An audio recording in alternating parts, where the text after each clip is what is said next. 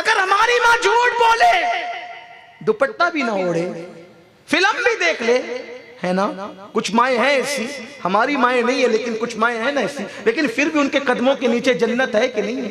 अल जन्नत तहत अक़दामिल उम्महातिकुम, जन्नत तुम्हारी माओ के कदमों। अरे तेरी माँ गुनाह करे, नमाज ना पढ़े, तो उसके माओ के कदमों के नीचे जन्नत। और नबी की माँ,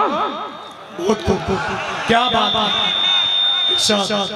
नबी की माँ जिसने सय्यदुल अंबिया को जन्म दिया, उस माँ पे तू कुफ्र का फतवा लगाता है जालिम। और तुम पर मुझे हैरत है, तुम उनके पीछे नमाजें पढ़ते हो, उनके साथ उठते बैठते हो, उनकी मस्जिदों में जाते हो। अगर वो झूठ बोले तो हमारी उलमा को बुलाना, हम बताएंगे इन्होंने अपनी किताबों में लिखा। इन्हीं के फतवों की बुनियाद पर सऊदी हुकूमत ने नबी की माँ की कब्र पे बिल्डोजर चला दिया, ये कहकर कि ये जहन्नमी औरत की कब्र है, इसलिए इसकी कब्र पे बिल्डोजर चलाया जाएगा। हालांकि मैं तुम्हें बताऊं मेरी कौम के जवानों, सबकी कब्र वो है, किसी की कब्र भाई ने बनाई, किसी की कब्र बाप ने बनाई, किसी की कब्र पीर ने बनाई, किसी की कब्र मुरीद ने बनाई। मेरे नबी की अम्मी का मजार वो है जिसको 6 साल की उम्र में नबी ने अपने हाथ से बनाया था, अपने हाथ से। नबी कब्र में उतरे थे अपनी माँ की कब्र में, अपने हाथों से नबी ने अपनी माँ को दफन किया था। और फिर सिर्फ दफन नहीं किया, सिर्फ कब्र बनाई नहीं, बल्कि जब हज्जतुल वदा के मौके पे मक्का जाने लगे तो अल्लाह से कहा, अल्लाह मुझे अपनी माँ के मजार पे जाने की इजाजत दे दे। तो अल्लाह ने माँ की मजार पे जाने की इजाजत दी और हुजूर माँ की मजार पर गए। और जब वापस आए तो चेहरा ऐसे चमक रहा था जैसे 14वीं रात का चांद चमकता है।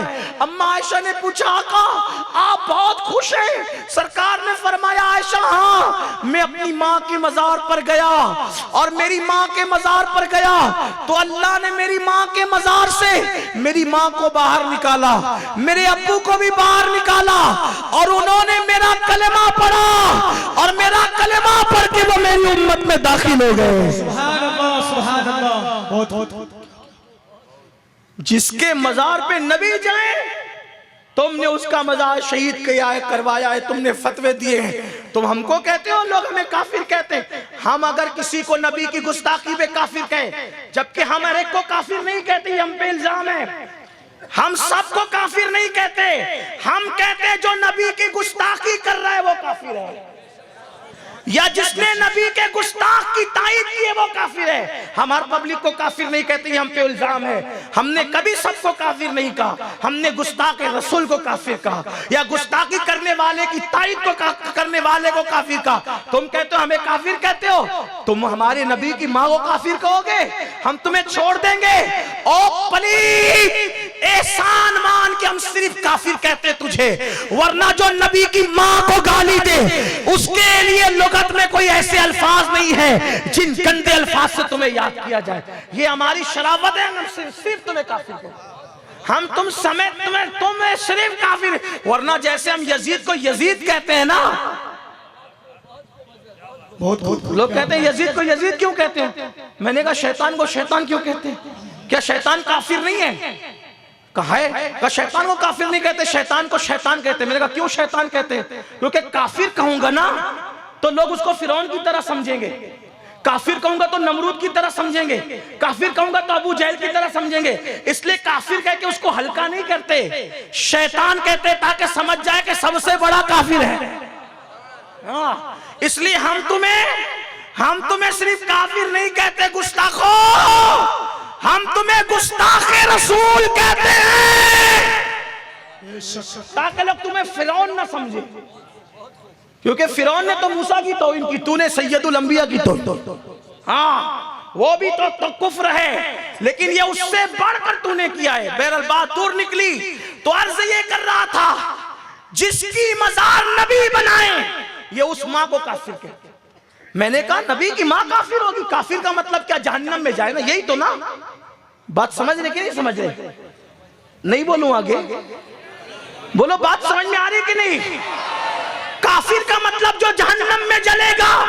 मैंने कहा जिसने तेरी माँ के कदमों के नीचे जन्नत ला के रखती, उस नबी की माँ जहन्नम में जाएगी पलीत, उस नबी की माँ जहन्नम में जाएगी वल्लाह। अरे नबी की माँ क्या, जिसने 9 महीने तक अपने शिकम में रखा, सबसे पहले जिसने नबी की नात बयान की, सबसे पहले जिसने नबी का चेहरा देखा, सिद्दीक अकबर ने बाद में देखा, खदीजतुल कुबरा ने बाद में देखा, मौला अली ने बाद में देखा, सैयदा फातिमा ने बाद में देखा। सबसे पहले जिसने मेरे नबी का चेहरा देखा उसको आमिना खातून कहते हैं। सुभान अल्लाह, सुभान अल्लाह। आमिना तू वो माँ है जिस पर मेरे माँ बाप कुर्बान हो जाए, जिस पे कायनात कुर्बान हो जाए। एक लॉजिकली बात तुम्हें समझा रहा हूँ। काफिर का मतलब जहन्नमी कहा ना, अरे वो जहन्नम में कैसे जाएगी जिसके पेट में 9 महीने तक रहे, जिसका दूध पिया, जिसकी गोद में खेला, जिसके आंगन में खेला, जिसको माँ माँ कह करके पुकारा, वो जहन्नम में कैसे जाएगी? सालिम सुन, रिवायतों में आता है कि जिस मछली के पेट में यूनुस अलैहिस्सलाम 40 दिन तक के रहे, वो मछली का अदब क्या है पता है? अल्लाह ने जब यूनुस मछली के पेट में गया, यूनुस मछली के पेट में गए तो अल्लाह ने फरिश्तों से कहा, जिब्रील ऐलान कर दे कोई मछली इसके बराबर न तैरना, क्योंकि इसमें यूनुस मौजूद है। कोई नर इस मछली के ऊपर न चढ़ना, इसमें यूनुस मौजूद है। जब तक वो मछली यूनुस को अपने पेट में रखी रही, वो दरिया में इज्जतदार हो गई। और मेरे नबी ने फरमाया कि जब क़यामत का दिन होगा तो जिस मछली के पेट में यूनुस 40 दिन तक रहे, वो मछली को जन्नत में दाखिल किया जाएगा। अरे नादान, मछली नबी यूनुस की मां नहीं है, उसके पेट में 40 दिन तक यूनुस रह जाए तो वो मछली जन्नत में जाती है। जिसके पेट में यूनुस 40 दिन रहे वो मछली जन्नत में जाएगी। जिसके पेट में महबूब खुदा 9 महीने तक रहे। नारे तकबीर, नारे रिसालत, देखो मेरे नबी की शान, बच्चा बच्चा है कुर्बान। सुभान अल्लाह। लोग कहते हैं न लड़ो, मैं कहता हूं क्यों नहीं।